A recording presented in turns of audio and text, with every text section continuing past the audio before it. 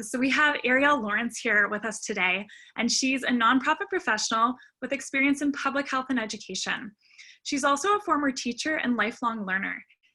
Ariel is a diabetes advocate who's lived with type 1 diabetes for 14 years. Through her website, Just a Little Sugar, she relies on storytelling to reveal how various social, cultural, and economic factors impact our perception of and ability to live well with diabetes. Her work has been featured on The Mighty, Beyond Type 1, Insulin Nation, 6 Until Me by Carrie Spalding, and Kevin MD. Her writing has also appeared in Good Company magazine, The Money Issue, and Diabetic Living's Spring 2020 issue. Ariel received her MA from Teachers College, Columbia University, and AB from Princeton University. So without further ado, here is Ariel for us today. Thank you for that introduction, Chrissy. I'm super excited to be here. I'm also happy that so many people have joined us today. I'm going to ask Ryan, if you may, to share your screen and show the presentation. All right, and now let me close this on my end so that I can see my notes.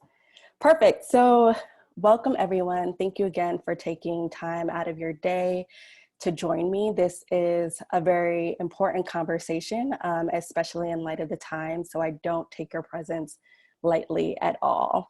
Next slide. So I understand that for some of you, today's conversation might feel a little bit uncomfortable, and that's okay.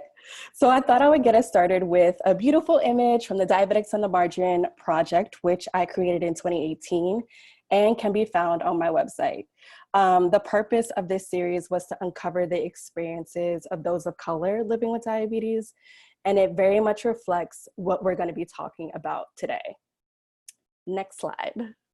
And I'm going to be saying that throughout the presentation because our lovely tech support, Ryan, is in control of the slide, so you're going to have to deal with me on that one. So before we actually delve into the meat of our conversation today, there's a couple of things that I wanted to do to help set the tone. So the very first is a disclaimer, right? So my definition of underrepresented groups today focuses specifically on ethnic and racial minorities. That is not to say that those are the only groups that are marginalized within our society. And of course, beyond racism, there are other isms or other systems of oppression that lead to certain groups having power and other groups not having power, right? So for example, we have ageism, homophobia, transphobia, misogyny, xenophobia.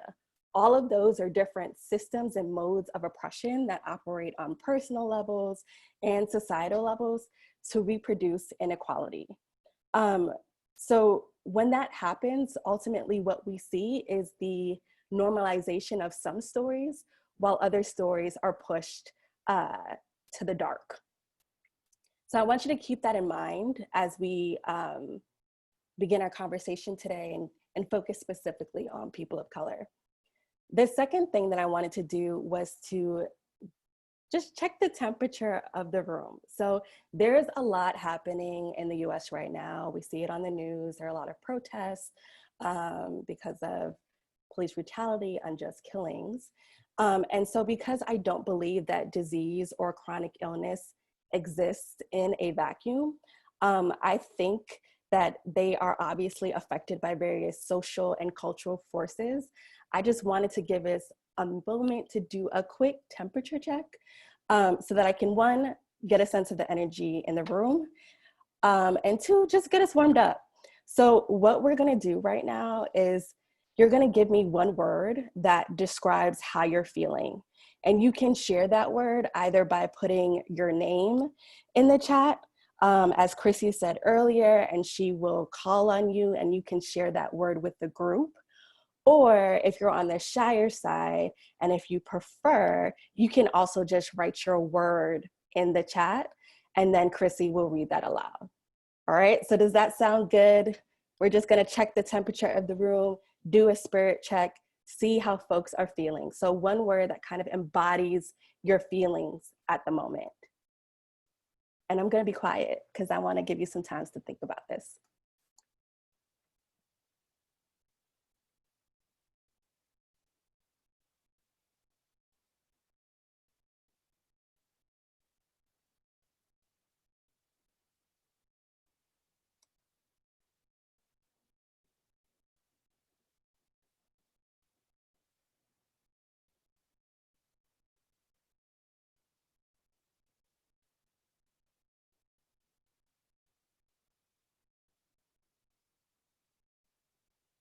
Chrissy, if okay with you, can you go ahead and start to read some of those words? Yeah. So thank you so much. We have words flooding in, and I was just taking a second to kind of process some of the things that are coming in here. So we have got anguish, cautious, devastated, grief, anguished, frustrated, anger, anxious, ready, disappointed, scared, overwhelmed, angry, motivated, curious, broken, reflective, exhausted, lost, ready, empowered, frustrated and sad, frustrated, heavy, anxious, discussing. And we also had Starlisha has a word that she'd like to share with us. So if you want. I shared the word teetery. Just as a Black woman right now, I just feel really unbalanced.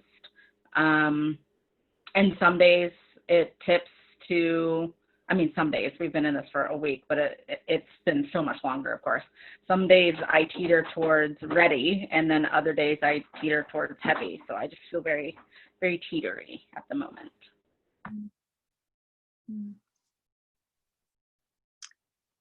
Yeah, and we just had unsteady, overwhelmed being added. And thank you so much, Starlisha, for sharing with us, and for everyone for sharing with us. Yeah, of course. I just want to underscore that I'm extremely grateful that all of you have showed up ready to be vulnerable. And my hope, just listening to all of the different words that were shared, is that you would leave feeling somewhat encouraged after today's session, either because you have a better understanding of the importance of moving marginalized voices to the core, or because you feel like you're walking away with some clear, specific action steps. But thank you for sharing that. I really just wanted to, before delving into the meat of our conversation, just take a moment to honor our feelings. And so with that, we're going to go to our next slide, which uncovers or talks about our learning objectives for today. So the way that I broke this down was the what and the how. So what are we going to be talking about? What are we going to leave here with a greater understanding of? So that is the importance of elevating the stories, experiences, and knowledge of people of color living with type 1 diabetes, and the value that brings both to the broader diabetes community. So whether that's online, organizations, funders, healthcare professionals, as well as the value that brings to people of color living with diabetes. The next thing that I hope that we walk away with is a better understanding of the how. So we're going to talk about how we can actually move these voices to the core, and how a huge part of that will actually require us to shift from a diversity mindset to an inclusion mindset. Next slide. Thank you. So I wanted to start the conversation with some of my own observations from the field. So I started to get vocal or involved within the diabetes community in 2014. And that was around the time when my grandmother was transitioning because she was suffering from complications of diabetes. At that point, I really felt like I needed some type of community, and I really needed to be in a place that folks understood how I was feeling, the emotional and mental weight of grappling with like this strong family figure who is slowly dying because of complications of a disease. And so I remember going into the online community and really eager for support, and being a bit taken aback by how homogenous it was. In fact, I remember seeing so many young white women as the face of type 1 diabetes, and I felt a bit disheartened because I felt that my experience with diabetes, especially when I considered the stories of family members, church members, other neighbors in my predominantly Black community, I felt like that was not reflected. Yes, I have type 1 diabetes, but many in my community suffer from type 2 diabetes. So my perception and understanding of diabetes is more than just my own personal experience, but it's also very much a communal and a cultural experience. And I did not see that reflected online.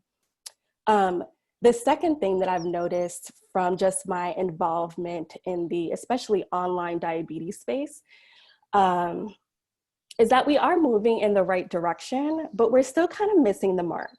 So I have personally, since 2014, seen an increase in the number of representative examples of type 1 diabetes. I've also seen the emergence of patient-led POC initiatives, such as my own, Diabetics on the Margin, as well as Women of Color Diabetes, that was founded by Sharice. But unfortunately, and I'm certain that if you checked in with others from the Black and Brown community, they'd all agree that this isn't enough. I've participated in several diabetes conferences at this point that have had all white panels or have leveraged the same people of color across multiple panels in order to increase the diversity of a given session. So clearly there's a lot of work that needs to be done here. Next slide. So why should we care, right? Why does this even matter? Well, first, this matters because one, there are overwhelming racial disparities in diabetes health outcomes. So generally speaking, people of color are about 1.5 to 2 times more likely to die from complications of diabetes than whites. Then if we look specifically at the type 1 diabetes community and those statistics, we see that Blacks and Latinos tend not to utilize technology or pumps at the same rates as whites. And within the type 1 community, ethnic minorities are 30% more likely than whites to suffer from DKA. The second reason why we should care and why all of this is so important is that there are barriers that are specific to or more prevalent in marginalized communities that do require very specific solutions, right? So when we tap into some of these communities, we can see that they face unique problems and pitfalls. For example, racism. The chronic stress attributed to racism, whether it be overt acts of racism like police brutality or microaggressions at the workplace, research shows that all of that actually exacerbates stress and ultimately perpetuates health disparities. So in terms of thinking about all of that, as well as the importance of moving marginalized voices to the core, we should care about that because it allows us as a community to increase our impact. So if we account for the many ways in which our experiences with diabetes differ, you're able to actually build more robust and impactful programming that is not only expansive in terms of its reach, but it also allows us to move closer to that goal of achieving more equitable health outcomes. Next slide. So before we go any further, I want us to take a moment to do some self-reflection and sharing. And so this activity is called I Am Valued.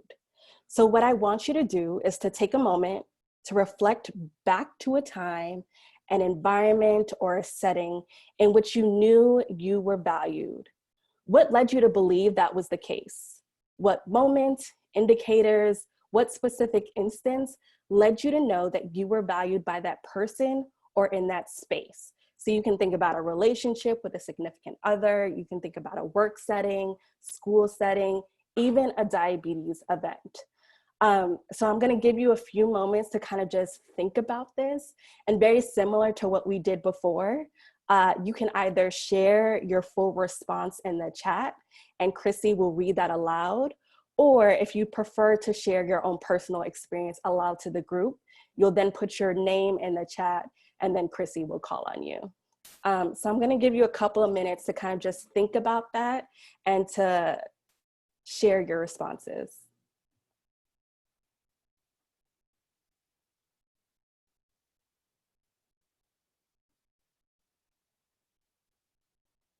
And remember, this is a safe space. There is no wrong answer. We are here to learn. There is no stupid idea, silly idea. So please do feel comfortable sharing.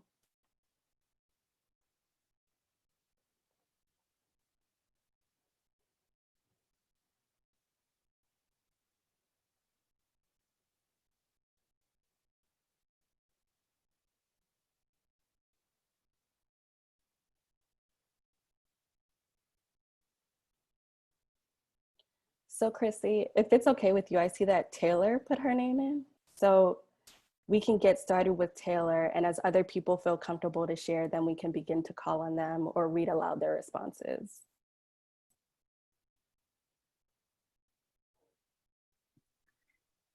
Yeah, so if Taylor from Denver, if you want to unmute yourself and share with us, and that gives us some time, if anyone else has things to add, you can continue to add those to the chat. But Taylor, can you let us know what you're thinking?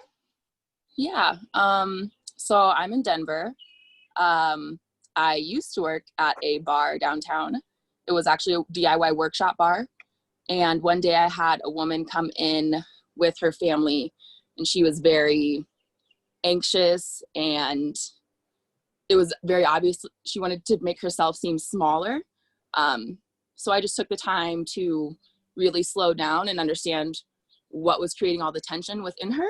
And she had just had brain surgery, and the act of just picking out supplies to make a bracelet was overwhelming. So I just pretty much dedicated my shift to her and making her feel like she had the space to slow down and just let her brain rest rather than trying to move at a pace that at the time just she wasn't capable of. And the way I saw, I guess, her kind of dissolve a little bit back into herself was it was physical. It was very visually apparent.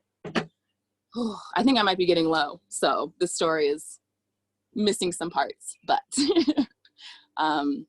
yeah, it was just nice to see the physical side effects of someone, you know, feeling seen. So yeah. I like that. So they're very physical manifestations. You said, I think, coming more into herself. So when someone feels seen and valued and appreciated, they're able to come more into their full self and kind of let that guard down. So I was following. It's okay. Good. And Chrissy, I see that we have some responses that were shared in the chat. Would you be okay with reading some of those? Yeah, absolutely. And I mean, you just said seen, heard, and valued. And the next comment is very much this. So Leila said, I knew I was valued because I felt seen, heard, and loved. People smiled at me, wanted to hear me, and cared about me and my ideas. We also have Abby that shared, my boss praised my work at a department meeting. He does that for all my team members. Giving credit matters. Someone else said, when I arrived at my current job, I was warmly welcomed and told numerous times how glad they were I was there. And they continue to do so time and time again in the 10 months since. We also have how supportive some friends and family have been during the pandemic in understanding the risk of living with diabetes and the risk that comes from contractive COVID. They have shown their understanding of my fear and shown their love and support through their actions regarding this. It has made me feel valued and seen. We also have when my boss told me to go home after me being high and nauseous all day. She didn't even care that I'd be missing a very important meeting I was leading. And again, thank you to everyone that shared. Those are some very excellent responses. They are. And so I just want to reiterate some of the feelings that people shared, right? So we said, I felt seen. People asked about me. That's how I knew that they cared. They demonstrated their understanding. They tried to connect to my feelings. They showed love. They were supportive, right? Let's see. I'm just trying to pick out some key words. I was praised. Again, I was heard. People cared about my ideas, right? So all of that is great. So all of those feelings that we just talked about describe what happens when we are in an inclusive space. And so Ryan, if you could hit the next slide for me, please. Thank you. Yes, so they listened, they followed up, right? So when we're in an inclusive space, we enter into an environment in which we feel connected, we feel respected, we feel listened to. We are able to get involved either because we are able to share our ideas or give feedback. Next slide. So I really want us to think about this notion of inclusion and what it means to be in an inclusive space when we're talking about how we can effectively move marginalized voices to the core. So something that I said earlier in terms of the how we can begin to center these voices is to start thinking about shifting from a diversity perspective to an inclusion mindset. But what exactly does that mean, right? So I think we're all kind of familiar with the definition of diversity. Diversity represents the many ways in which we are all different from one another. So that could be race, it could be religion, it could be gender, sexual orientation, age. It could even mean more nuanced differences, like one's opinion or their personality. What I want us to take away though is that diversity essentially equals representation. So you can have a space that is very diverse, that consists of many different types of people, but still not feel inclusive. All of those different people can be present, but they can still not feel connected. They could still not feel valued, affirmed, respected, or involved, right? So some ways that I kind of see this happen or play out within the diabetes community is that on certain websites or certain Instagram pages, right, we'll take a stock photo or we'll take someone's photo from the Instagram search page and then we'll post it or we'll feature it on our own platforms. But have we actually thought about meaningfully engaging this community?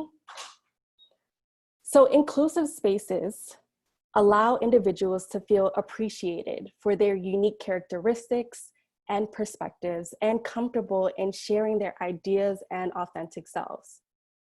Most importantly, they allow people to feel empowered to share their stories, to give advice, to give feedback. Next slide.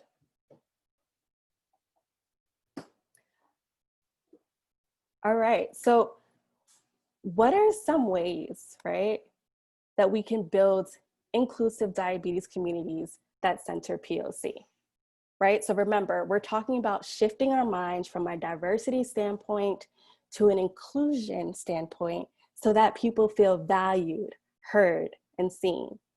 So the very first way that we can actually build diabetes communities that center people of color is to actually normalize inclusion and internalize it as a value.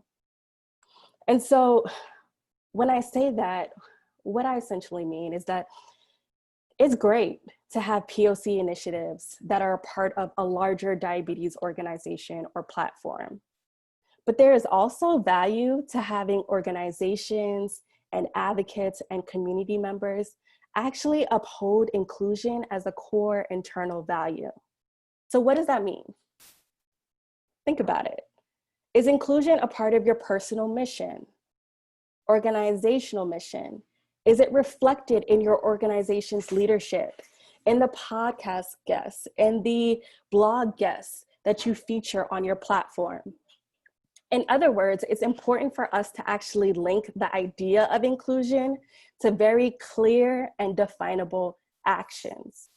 And so one way that we can do that is by asking ourselves, well, what does it look like if the experience of all individuals are integrated throughout this organization, throughout our decision-making process, in our website, in my blog, right? So those are some possible ways that we can begin to think about how we actually normalize the value of inclusion.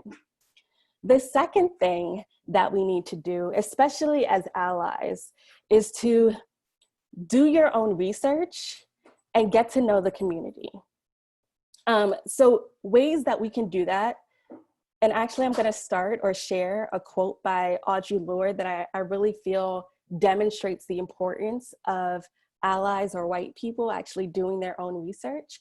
So Audrey Lorde, who was a Black feminist scholar, who was very active and vocal in the 50s and 60s, something that she said is, those who profit from our oppression call upon us to share our knowledge with them. In other words, it is the responsibility of the oppressed to teach the oppressors their mistakes, right? So the takeaway from that quote, from her sentiment, is that it's important for allies to do their homework as well. All of the burden cannot be placed on people of color. So some of the ways that we can do our homework is to understand the history, right? So ask yourself, do you have an understanding of these marginalized groups and how they've experienced oppression, and maybe the implications that might have on their diabetes and how that affects how they take care of themselves? So do you understand structural racism and how that relates to the diabetes context? So for example, among many racial minorities, there is a long-standing sense of mistrust of medical professionals because of scientific experimentation on Black and brown bodies, the sterilization of Black and brown women, right? Do you understand how the impact of implicit bias and microaggressions on the mistreatment and undertreatment of people of color within the healthcare space, right? So those are some ways that we can begin to actually start to challenge ourselves to think about the history, especially in the United States, but the history of oppression of certain groups and how that affects them to this current day and how that impacts how they care for themselves. Another way of doing research is through qualitative data, right? So my background is in sociology and education. And so one way that we can actually gather input from the community is through this form, right? So it's very easy to assess diversity at a quantitative level. We can have surveys that can easily measure race, age, sex. But if we want to talk about really assessing inclusion, that requires both a quantitative and qualitative approach. So when I say qualitative, I'm talking about things that can't be easily counted or measured, right? Qualitative data, research gathering, it requires that we actually have conversations with people. It requires observations. So some ways that we can do this are by asking the POC community how they feel. How do they perceive a certain space? Do they see themselves reflected on the website? Do they see themselves reflected within the leadership structure? Do they see and feel that issues that are relevant or pertaining to them are addressed on your platform? Are they a part of the conversation, right? So simply having a conversation with folks allows you to unearth new information that allows you to better support them. Something else that we can do in order to center the voices of people of color is to actually create solutions in partnership with them, right? So we can do that in different ways. We can identify a community consultant. Yes, I certainly said earlier that the burden shouldn't be on POC alone, but sometimes I understand that when you're trying to better connect with the community, you need someone who looks like those members that you're trying to reach. And so that's where a community consultant would come in, right? Or a partner. And those are folks who have attachments or ties to that community and can kind of help facilitate that relationship with an ally. Something that is super crucial and important to know, though, is that it is important that we actually compensate folks meaningfully for that type of work. The second way that we are able to create solutions and partnership is to actually respect and understand that those community members, they are holders of knowledge, right? They are actually experts of their own experiences, and no one can actually speak to that the way they can. So once we incorporate our community consultants, our community members and their voices, and actually respect what they bring to the table, we can then allow ourselves to be more innovative in how we serve the larger diabetes community. Next slide, Ryan. The last thing that I recommend that we can do to build a more inclusive diabetes community that centers people of color is to leverage the power and activate allies, right? So this is especially for my white folks who are in attendance. So as I said earlier, people of color, patients with diabetes of color, we can't be the only ones who are advancing this inclusion efforts. It's a very heavy burden to bear. I am exhausted, and I'm sure other folks are as well.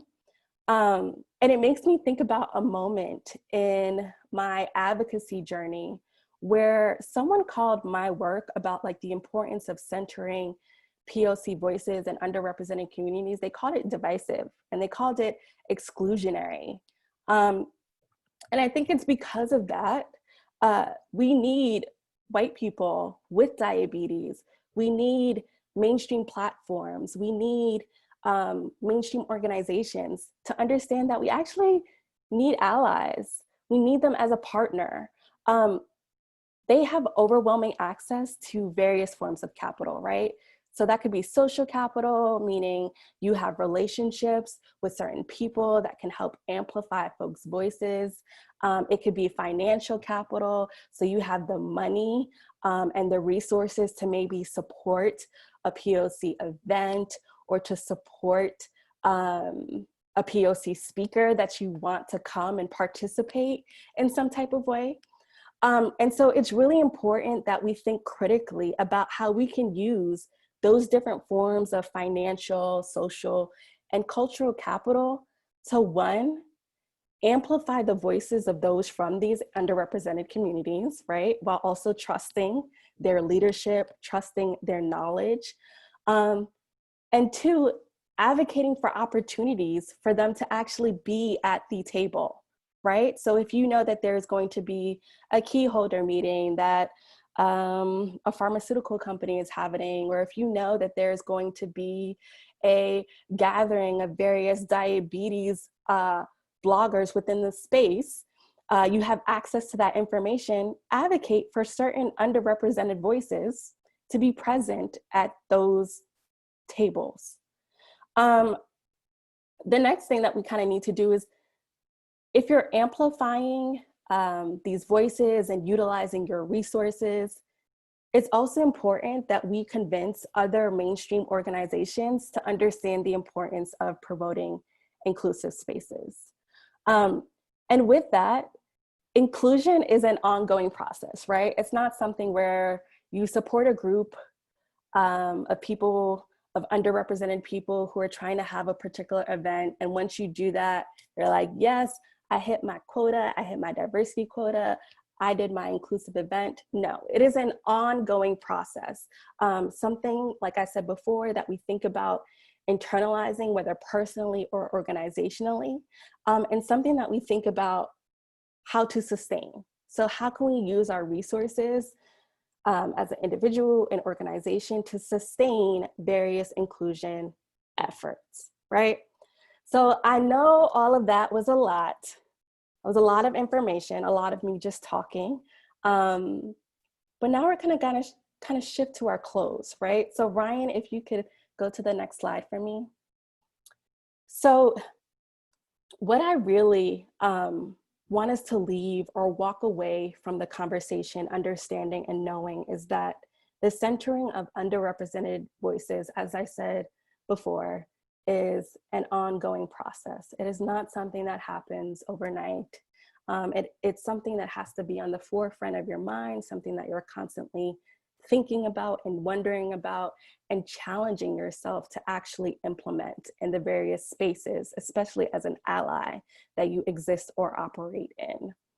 And so with all of that, I wanted to give people the opportunity to share either some thoughts, or some questions that they might have. And by no means am I the only expert. So bear with me as I think of answers and responses to your questions.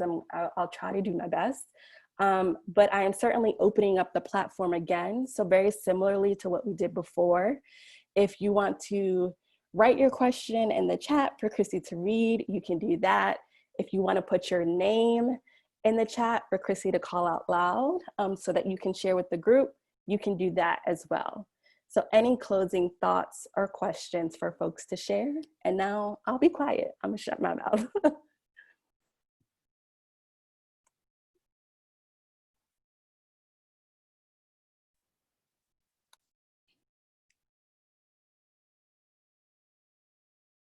Awesome. So we already have a name popping up in the chat. So maybe we'll call on Nia for now. And then if you have any more questions or if you think of something that you'd like to add, feel free to add that in the chat. But Nia, do you want to unmute yourself with your question? Sure.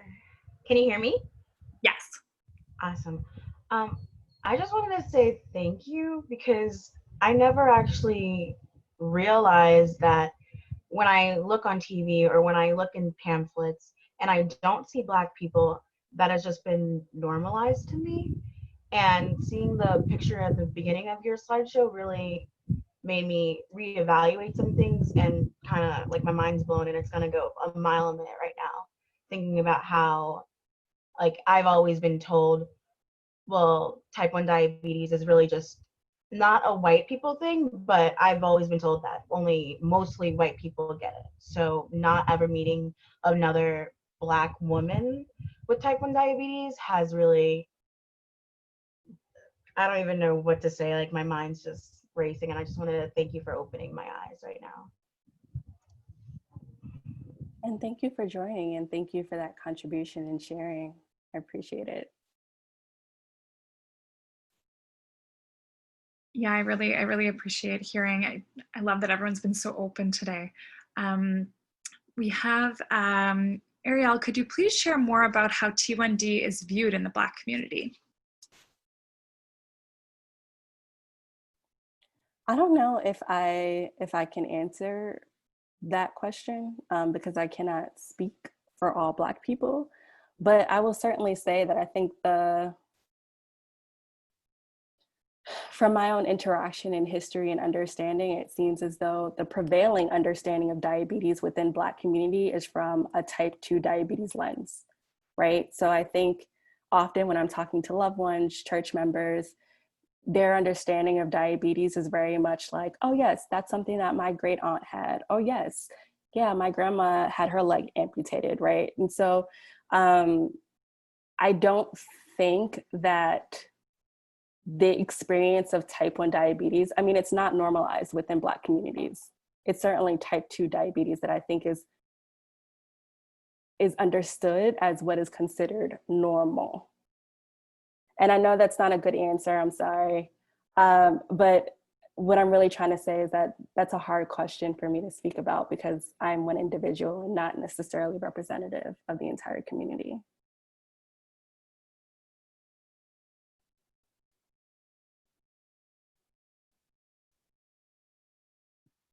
All right, so we have a number of people here that are willing to share. So Taylor has some things to add. So Taylor, do you wanna unmute yourself?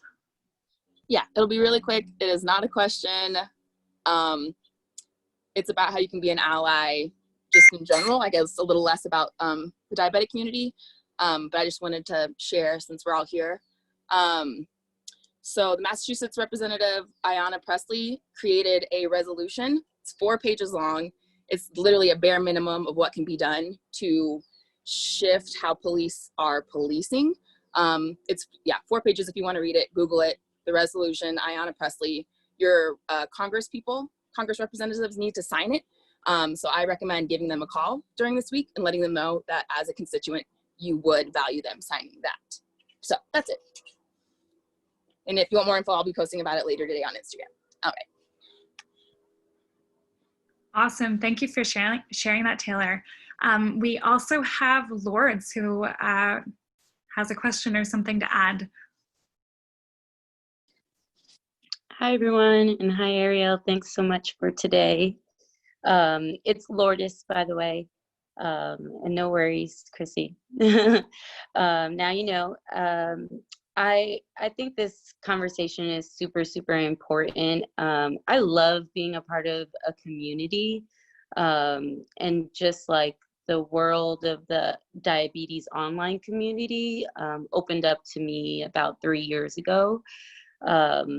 And yeah, just not seeing as many people of color or many people that look like me didn't hit me, similar to what Nia said earlier. It was kind of normalized, even though I have 3 in real life good friends that also have type 1 diabetes and also are Black women and women of color.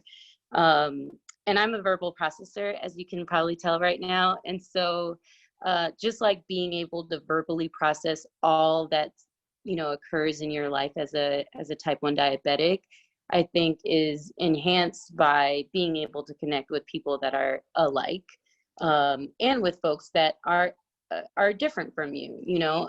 So I think, you know, just this conversation of inclusion and shifting to that is really important, so that we can figure out like what are the different shades of and varieties of experiences as a type 1 diabetic. And then also inclusion, because I'm a pretty much outgoing person. I like to get involved, and you know, I'll definitely like step up and talk in the chat and get out there and talk to people. But I know that's not the same for my in real life friends that have type 1 diabetes are also people of color. And so the inclusion mindset really allows for them to be able to permeate and get involved in this more inclusive space. If the invitation is out there, if the value add is known, widespread. And so, yeah, I just appreciate this conversation being lifted and hope to see it continue in the future. Yeah, and I think that's really important to think about. Thank you for adding that. We also have Naomi who would like to add something or have us a question.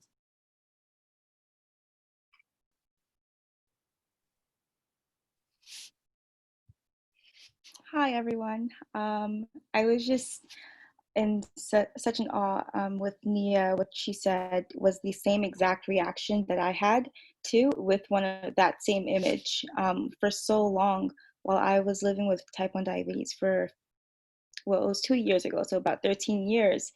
I hadn't seen a representation that looked like me and that made a disease that's already kind of lonely. It made it harder for me to focus on my health. It made it harder for me to just take it on as something that's not just me. But then going to meetups also helps. When you see other people online hosting meetups, it does help to join them. And it's even especially encouraging when you have people who look like you who are invited as well. So I just wanted to share that, how this conversation is such, it's not a little, it's a big deal, because until my perspective on having diabetes didn't shift until I saw myself represented as a person of color with type 1 diabetes.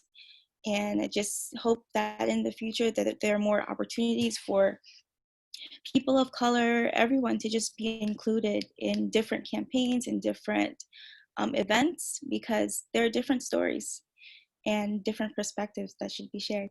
So I just want to thank Connected in Motion and thank Ariel for her continued work. It's amazing. And yeah, that's it. Thank you so much for speaking up, Naomi. That was really great to hear. Who do we have? We have Natasha, who has a question or a comment to make. Yeah, thank you. That was really great. I really liked what you said about doing your own research and particularly having data that reflects different communities. So one example that came in my mind is that I always get told by my endocrinologist to look at apps that help you count carbs for the meals that you have. And I find that these apps very rarely have the types of foods that my family might make at home on these apps. So I think it just resonated with me, and it shows where there's this lack of knowledge that really doesn't help with the sort of care that we need. So thank you. Thank you for sharing that. Yeah, that it's interesting because it's also something that I was going to share in the presentation, and I was like, girl, it's too long. But like this idea of culture, and also understanding that history incorporates culture, and there is a very direct correlation to that when it comes to diabetes, because food is culture, right? Food is such a huge part of culture. And I know that one of my frustrations is my dad's from Trinidad, my mom is from down south, so I'm very familiar with like eating roti and cornbread and foods like that, where it's not always clear what the carb count might be, right? And so I definitely hear what you're saying, and certainly agree that understanding and knowing the importance of gathering that data can help us serve these various cultural communities better. So thank you for sharing that. Awesome. So we have Tiana is next on our list. Hello. Okay, I think I'm unmuted. I just want to say thank you for just hopping on here and being very open about your experience and willing to share that with us. I personally do resonate with everything that you said, and especially the inclusivity part. I grew up here in Colorado Springs, so where I was raised, there's not a whole lot of people that look like me. And that's just normal for me. And so when I was diagnosed with diabetes, I was 17 years old, and that was another whole change that kind of threw me into another marginalized group. So now not only is my skin black, but I'm also diabetic. So I have two things that set me apart from a lot of people that I'm around. And so on my platform, I try really hard to and I'm very involved in like the community here in Colorado. But one thing that I think is important is that each of us realize that we have our own stories and our own uniqueness, whether that's the color of our skin, our, where we grew up, our sex, whatever that is. And so there's kids and other people around the world that kind of see you and see what you represent. And growing up, not ever seeing people that looked like me was hard. But I realized that now we all have social media, and we all have an opportunity to use our platforms and hopefully inspire and be inclusive to people of all different backgrounds. So I think your whole entire presentation definitely resonated with me, and thank you again for just hopping on here and sharing. Thank you. And listening to what you just said, Tiana, I know that it seems like the content of the presentation might have been targeted towards allies in terms of pushing them to think a little bit more about inclusion. But if we're thinking about like what maybe we as people of color can do to kind of push the envelope and force people to center our voices, it's definitely by sharing our stories, right? And social media gives us all a platform, like you said. And I know that everyone is not as vocal or outgoing as Lourdes said earlier, but at the same time, recognize that there is power in your particular story, and your story does empower other people to share their stories as well. So thanks for sharing that, Tiana. We have a couple different comments and other people that would like to share. Just one of the comments that came in, it says maybe more of a comment than a question, unless it's more for everyone. But I just want to add about how these diabetes events can be more open to people of color and wanting to go to these events, and also making these events more accessible to people from lower SES backgrounds as well.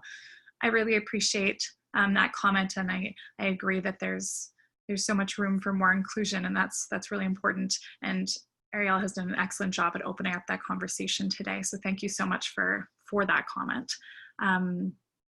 We also have Carmen that would like to ask a question or make a comment. Hi, can you hear me? Yes. We can hear you if you continue to talk. Okay, great.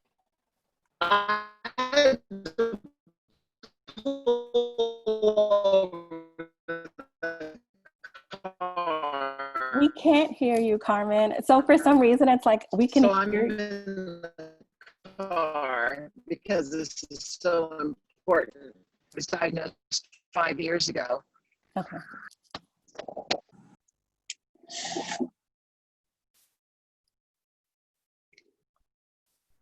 You can try maybe one more time because towards the end you became clearer. Is that any better? Yes, that is way better. So you can hear me now. Yeah. Great. I just wanted to say I had to pull over in the car, and you can tell I haven't learned my AirPods well enough yet. But I just wanted to, because I'm a baby diabetic, I'm only 5 years old, to see the photo of those 3 beautiful Black women wearing CGMs. I didn't realize that all of my feeds were only featuring white people. I didn't realize that. And then when I saw it, I thought, why have I not seen that before? And I can't unsee it. And I'm so glad.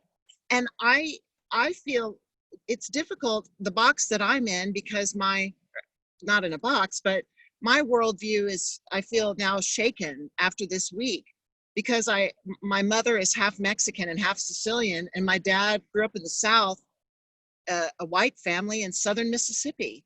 And so I know how to eat cornbread and I know how to eat tacos, but when I go to Mexico, they call me an Oreo because they can tell I grew up here. So they say, you're dark on the outside, but you're a white girl on the inside. And because I didn't grow up speaking the language. And so I'm trying to be the best part of me that I can. And I just really value this conversation. And I thank you, because I want to amplify voices. I want to follow people on social media. I want to be a conduit for voices to be heard and seen. And I know when I'm with my dad's family in the South, they talk about the sugar. And I want to promote knowledge and understanding and peace and empathy and help. And this is really the most important conversation I've had in a long, long time. So thank you, Ariel. Thank you to everyone. I'm sorry for the technical difficulties. That's fine. That's wonderful to hear. Thank you. Thank you for listening. And I'm glad you feel encouraged to help amplify voices and encouraged to share your own perspective, because there's power in that as well. So thank you.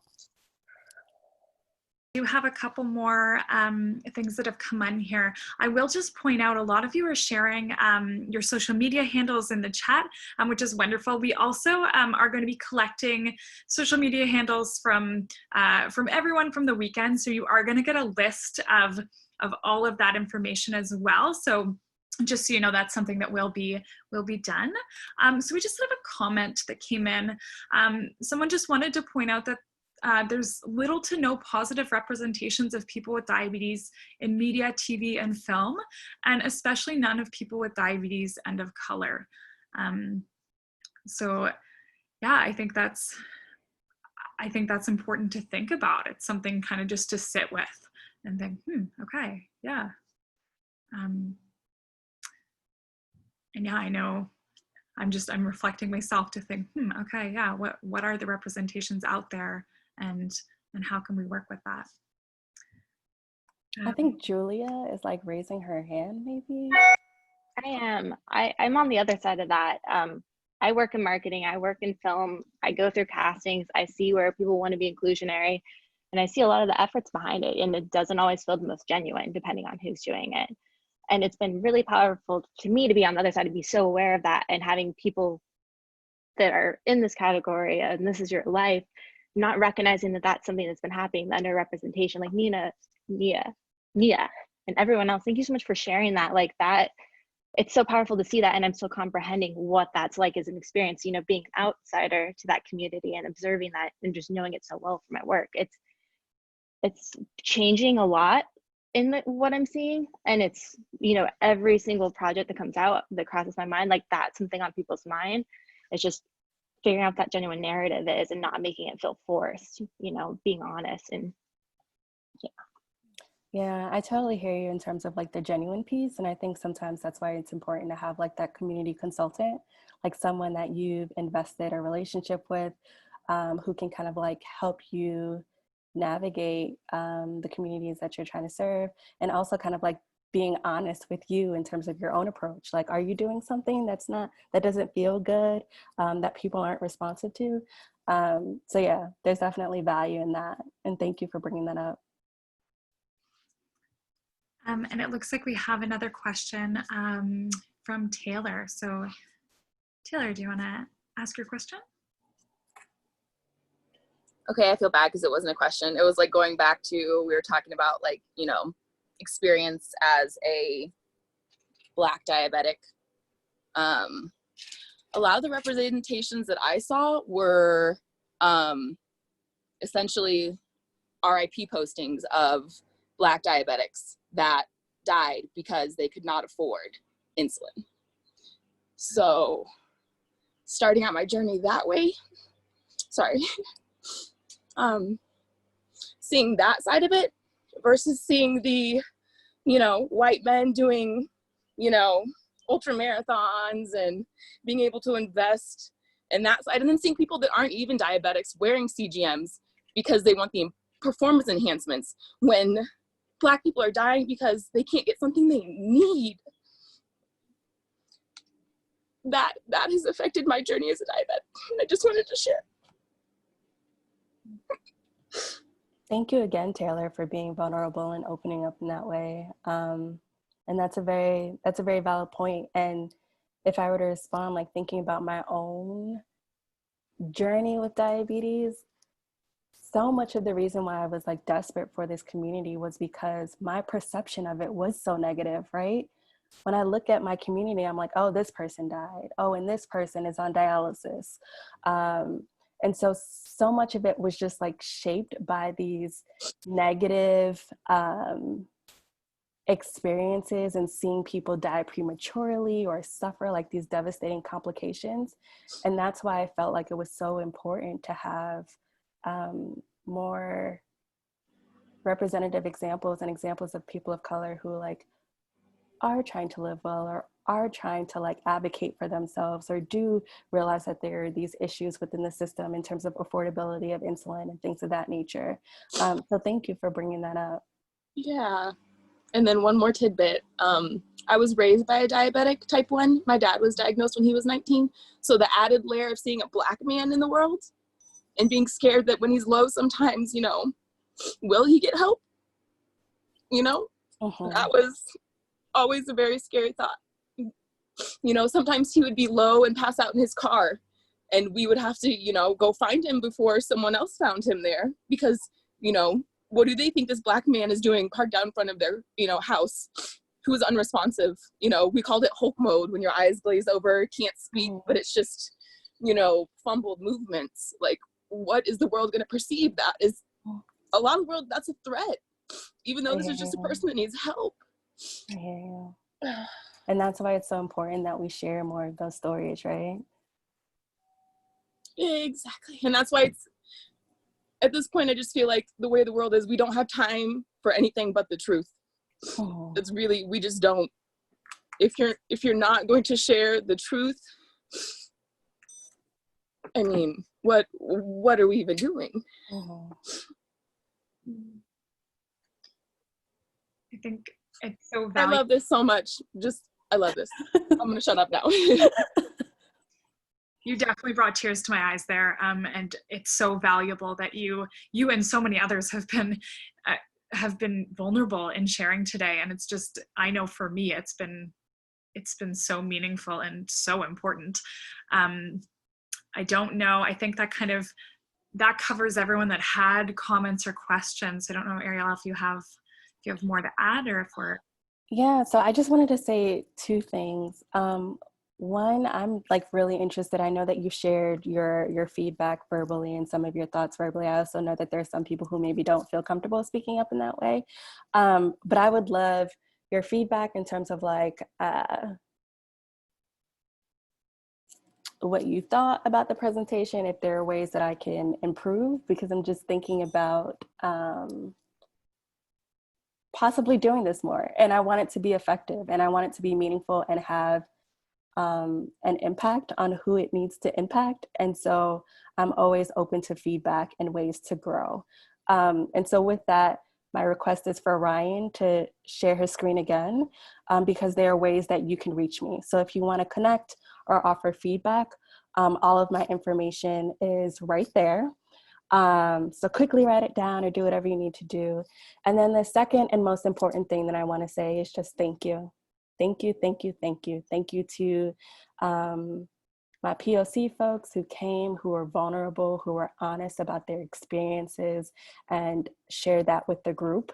It's been eye-opening for me as well, because I'm realizing, of course, there's more work to do. I need to do more. I can do this, I can do that. And I also want to say thank you especially to the allies who have come and have thought about how they can do a better job of amplifying these voices and doing for these marginalized groups. And so my final takeaway, I know we've gone well over our time, is that I really want you to just take a moment and think about, and we don't have to share here, but after you leave this space, think about one thing, small or large, that you can commit to helping us build this more inclusive diabetes community, right? So one thing that you can commit to increase the visibility of people of color living with diabetes. And that's it. I'm done. Thank you so much. I really appreciate you guys.